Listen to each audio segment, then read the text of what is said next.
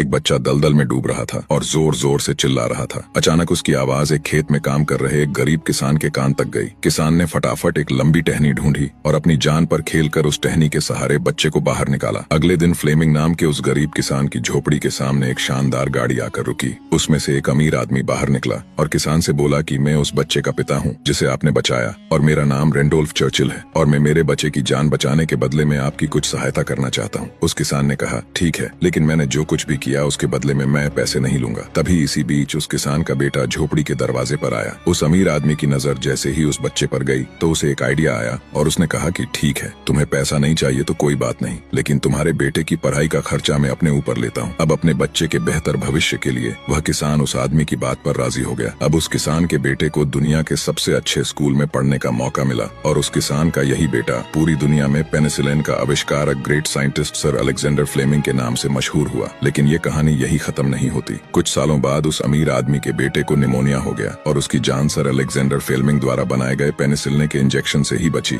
और उस अमीर आदमी के बेटे का नाम था विंस्टन चर्चिल, जो 2 बार ब्रिटेन के प्रधानमंत्री रहे। दोस्तों, शायद इसीलिए कहते हैं कि कर्म हमेशा घूम कर आते हैं। इसलिए हमेशा दूसरों का अच्छा करें ताकि आपके साथ भी हमेशा